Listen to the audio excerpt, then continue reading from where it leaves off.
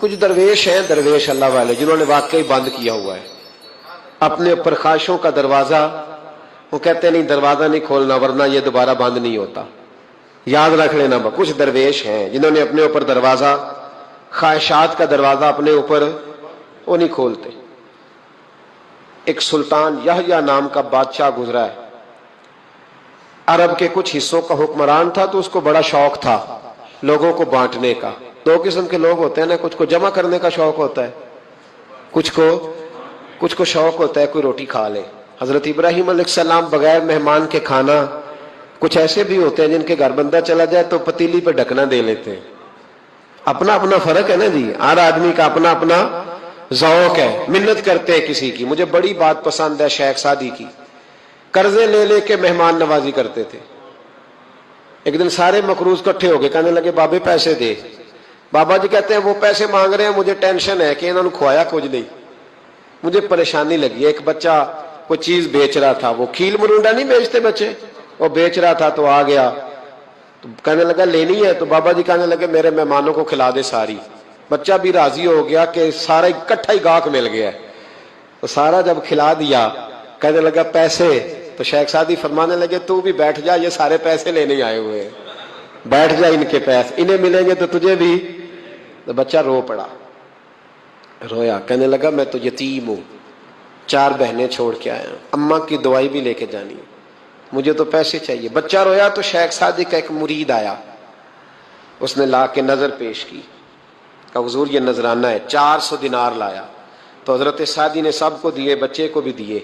سب لوگ چلے گئے. تو ان قرض لینے والوں میں سے ایک بندہ سمجھدار تھا، حضرت سعدی کے پاس آ کے کہنے لگا بابا سمجھ نہیں آئی، ہم برسوں سے لینے آ رہے تھے، مل نہیں رہے تھے، کتنے مہینوں سے مانگ رہے ہیں نہیں مل رہے تھے، آج فٹافٹ مل گئے. تو شیخ سعدی بزرگ تھے نا، تو بزرگوں والی بات کر گئے. کہنے لگے تم میں رونے والا کوئی نہیں تھا نا، پوری مجلس میں ایک بھی رونے والا ہو تو سب کا کام بن جاتا ہے. رونے والا عاشق دا کم رونا توڑنا، اے بنا رویو نہیں منظوری، بنا رویو نہیں منظوری تے بنا رویو نہیں منظوری. عاشق سدا ہی روندا رہندا، پاویں وصل ہوئے تے پاواں دوری. کا رونے والا ایک آ گیا ہے تو سب کا کام بن گیا ہے. تو کچھ لوگوں کو شوق ہوتا، بادشاہ کو سلطان یحییٰ عرب کے کچھ حصوں کا بادشاہ تھا، شوق بڑا تھا لوگوں کو کھلانے پلانے کا، بڑا شوقین تھا، بڑا بانٹتا تھا. اور کئی دفعہ معاذ اللہ اس پر فخر بھی کرتا تھا جو نہیں کرتا، تکبر سے بھی کہتا تھا بڑی جائیدادیں آؤ جس نے لینا ہے، تکبر بھی کرتا تھا معاذ اللہ جو نہیں کرنا چاہیے تھا. ایک دن جامع مسجد کے باہر کھڑے ہو کے نا بانٹنے لگا. کوئی فقیر آیا تو ایک مٹھی بھر کے اشرفیاں دے دی، کسی کو سونا دے دیا، کسی کو چاندی دے دی. ایک درویش بابا جی کونے میں بیٹھے ہوئے، اسی کسی دے کچھ بھی نہیں لگ دے، کوئی ضرورت نہیں، کونے میں بیٹھے. آپ یقین کریں، آپ تھوڑا سا رخ ادھر کریں، دنیا پیچھے پیچھے ہو جاتی ہے. اگر آپ پیچھے بھاگیں گے تو آگے دوڑ کے بھاگیں گے. یہ مزاج ہے قوم کا، کسی کا حال پوچھ لیں وہ بگڑ جاتا ہے، کہتا ہے مجھ سے کوئی کام ہوگا تبھی تو پوچھا ہے. اور آپ چپ کر جائیں، خاموش ہو جائیں، یہ بھی بڑی مصیبت ہے. کہ پیار کر لیں تو اس کا بھی نقصان دیکھنے میں آتا ہے. کہتے ہیں پتہ نہیں میرے اندر کیا لالچ ہے، کیا خوبی ہے جس وجہ سے مجھ سے اتنی محبت ہو رہی ہے.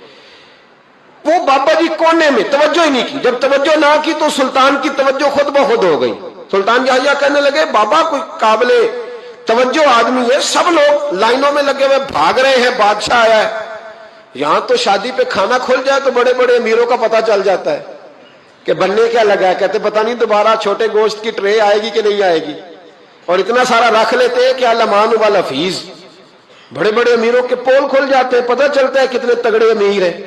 تو جب اس نے کہا شرفیاں، سونے، ہیرے، جواہرات، تو جو نہیں تھے فقیر وہ بھی لائنوں میں لگ گئے. لیکن وہ فقیر پھٹے پرانے کپڑے، سانو تخت ہزارے دی لوڑ کیے، نالے کی لگے شہر بمبول دے نال، اسی اپنی بال کے سیکنے، سانو کی لگے کسی اور دے نال. اور اقبال نے اس کی تشریح کی. اقبال کہنے لگے ہوا گو تند و تیز ہے لیکن چراغ اپنا جلا رہا ہے. ہوا گو تند و تیز ہے، تیز ہوا میں چراغ نہیں جلتے. ہوا گو تند و تیز ہے لیکن چراغ اپنا جلا رہا ہے.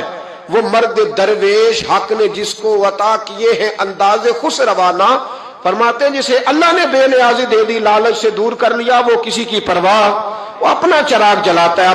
اپنی مٹی پہ چلنے کا سلیقہ سیکھو. سنگ مرمر پہ چلو گے تو پھسل جاؤ گے، وہ بابا بیٹھا ہے تو بادشاہ کہنے لگا اسے بھی بلاؤ. بابے کو بلایا, کہنے لگا تجھے کچھ نہیں چاہیے؟ بابا کہنے لگا چاہیے تو بڑا کچھ, پر تجھ سے نہیں چاہیے. کہا کس سے چاہیے؟ فرمایا اس سے چاہیے جو دے کے حساب نہیں پوچھتا, بغیر حساب دیتا ہے, اس سے چاہیے. کہنے لگا نہیں, دروازہ کھلا ہے, تو بھی لے لے. بابا کہنے لگا میں لے تو لوں پر تو دے کچھ نہیں نہ سکتا. بادشاہ کو غصہ آیا, اکڑ تھی, تکبر تھا. کہنے لگا تو کیوں نہیں میں دے سکتا, تو سوال کر. تو بابے نے ساتھ والے فقیر سے لکڑی کا کالا پیالہ پکڑا, ہوتے نا فقیروں کے پاس مانگ, لکڑی کا کالا پیالہ, تو کہا لو دے دو کچھ. اس نے فوری طور پر سونے کی اشرفیاں مٹھی بھری اور لکڑی کے پیالے میں ڈالی. اب جب پیالے میں ڈالی تو کڑ کڑ کی آواز تو آئی, پر پتہ نہیں وہ کدھر گئی ساری اشرفیاں. دوسری مٹھی ڈالی تو پھر کڑ کڑ کی آواز آئی, پر اشرفیاں کدھر گئی کوئی پتہ نہیں چلا. تیسری, چوتھی, پانچویں, بابے کا پیالہ خالی کا خالی. 2 دفعہ بھی, 4 دفعہ بھی. یہ بادشاہ لوگ ضدی ہوتے ہیں, مانتے نہیں جلدی, کیونکہ انہیں کسی نے بتا دیا ہوتا ہے نا سارا کچھ تم ہی ہو, اڑ جاتے. ہاں, جو جس منصب پہ بھی بادشاہ ہوتا ہے اڑ جاتا ہے. اس نے کہا میں بھی ضدی ہوں, پیالہ بھر کے چھوڑنا ہے. ایک بوری منگا لی, دوسری منگا لی, تیسری منگا لی. بابا خوش ہے, مطمئن ہے, چلو ڈالو, تم نے کہا تھا ملیں گی. اب وہ مٹھی ڈالتا, کبھی اشرفیاں, کبھی ہیرے, کبھی چاندی, پر پتہ نہیں کدھر جاتی. بالآخر آہستہ آہستہ بیک ہونے لگ گیا. وزیر کہنے لگا بادشاہ پیچھے سے بوریاں ختم ہو گئی ہیں, اب نئی منگانے لگیں گی, پیچھے کوئی چیز بھی نہیں, ختم ہو گیا سارا کچھ. انسان کسی کو کیا دے سکتا ہے؟ کیا ہاں وہ انسان بڑا نوازتے ہیں جن کے پاس خزانے بھی اللہ کے دیے ہوئے ہوتے ہیں, وہ نوازتے ہیں لوگوں کو, وہ نوازتے. کہا تو کیا دے سکتا ہے؟ بادشاہ جب تنگ آ گیا نا بادشاہ, تو گھوڑے سے نیچے اتر آیا اور بابے کے پیروں میں بیٹھ کے کہنے لگا بابا یہ پیالہ ہے کس بلا کا نام؟ نیچے کون سا کنواں ہے کہ جو کنواں جو نیچے گراتا ہی جاتا ہے اور جو بھرتا ہی نہیں ہے؟ تو اب بادشاہ کا ہاتھ رکا تو بابے نے پیالہ چھوڑ دیا اور بڑا قیمتی لفظ کہا. بابا کہنے لگا بادشاہ یہ انسانی خواہشات کا پیالہ ہے, یہ انسان کی خواہشوں کا پیالہ ہے, یہ لالچ کا پیالہ ہے, یہ کبھی بھر سکتا. انسان کبھی کہتا ہے یا اللہ اپنا مکان دے دے, بڑا راضی ہوں, اسے اپنا مل جاتا ہے, پھر کہتا ہے نہیں سوسائٹی میں ہونا چاہیے. پھر سوسائٹی میں اللہ دیتا ہے تو کہتا ہے 5 مرلے کا چھوٹا ہے. اس کے نفس کا پیالہ کبھی بھرتا. نبی پاک علیہ السلام نے فرمایا تھا اس خواہش کے پیچھے نہ لگنا جو تمہیں نئی خواہش میں ڈال دے. وہ نہیں سمجھ آئی بات کیا, بڑی بات کر دی حضور نے ایک جملے. مسند امام احمد بن حنبل میں حدیث ہے, فرمایا اس خواہش کے پیچھے نہ لگنا جو تمہیں ایک نئی خواہش میں ڈال دے, اس کے پیچھے نہ لگنا.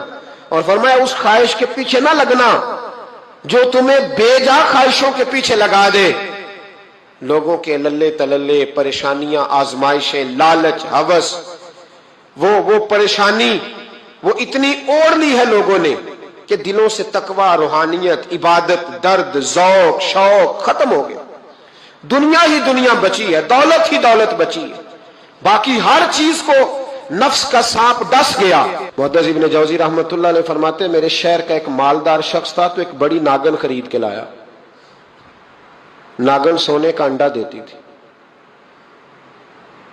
تھی ناگن, پر انڈا سونے کا انڈا دیتی تھی. اس کے بال بچوں نے بھی, ایک ہی بیٹا تھا, بیوی تھی, انہوں نے کہا ابا یہ ناگن ہے, اس کا کام دسنا ہے, تو خیال کر. کیا کہا تھا حضرت سلطان بہو نے, کھارے کھو کدی مٹھے نہیں تھیندے, پاویں سہ منا گڑ پائیے تے سپاں دے پت کدی میتھ نہیں تیندے, پاویں چولیاں دودھ پیائیے. اس کی فطرت میں ڈسنا ہے. تو یہ ڈسے گی, بات ختم ہو گئی. کہا نہیں, سونے کا انڈا دیتی ہے. رکھ لیا گھر میں. بکری رکھی ہوئی تھی, پالتو بکری. بکری کو ناگن نے ڈس لیا, بکری تڑپ کے مر گئی. بیوی اور بیٹا کہنے لگے خیال کر, بکری کو ڈس لیا نا اس نے کہا بکری کتنے کی؟ کہا 6 دینار کی. سونے کا انڈا کتنے کا؟ کہا 50,000 دینار کا. تو کہنے لگا چھوڑو, انڈا تو مل رہا ہے نا, اگرچہ ناگن ہے, انڈا تو آ رہا ہے نا. کچھ دنوں کے بعد گھر میں گھوڑا رکھا تھا, گھوڑے کو ڈس لیا, تڑپ کے مرا گھوڑا. اس کو پھر سمجھایا بیوی اور بیٹے نے کہ بس کر دے, یہ ناگن ہے, یہ ڈسے گی. اس نے کہا گھوڑا کتنے کا؟ کہا 20 دینار کا. تو انڈا کتنے کا؟ 50,000 दिनार का तो छोड़ो, घोड़ा मरने तो नया ले आएंगे। अल्लाह अकबर। एक नौकर घर में रखा था जानवरों को चारा डालने को। अचानक उसने चारा जो उठाया तो अंदर वो नागन बैठी थी। उसने हाथ पे डसा, गरीब ने चीखें मारी, चीखें, पर गरीबों की चीखें लोगों को सुनाई नहीं ना देती। गरीबों की चीखें लोग दरवाजे बंद कर लेते। लोगों ने इसलिए काले शीशे लगाए हैं कारों को कि गरीबों की चीखें ना दिखाई दे ना सुनाई दे। नागन ने डसा, चीखने लगा नौकर, लेकिन गरीब का खून भी सस्ता होता है ना, उसका सारा वजूद जहर से फट गया। लेकिन मालिक को तरस ना आया, कहने लगा नया मुलाजम आ जाएगा। अब बीवी और बेटे ने पैरों में बैठ के समझाया कि बस कर दे, इसको छोड़ दे कहीं या मार डाल, ये नागन है। उसने कहा पागल हो गए हो, कभी सोने का अंडा देखा है? सोने का अंडा देती है। वक्त गुजरने लगा, चंद महीने सुकून के गुजरे, लोग बात भूल गए। एक दिन सवेरे सवेरे कमरे से मां के रोने की आवाज आई, और जब अम्मा चीखी, खामन दौड़ा तो कहने लगी ले तेरे सोने के अंडे बच गए। और वो देख मेरे बेटे को डस के बिस्तर से उतर गई है। वो देख मेरा इकलौता बेटा।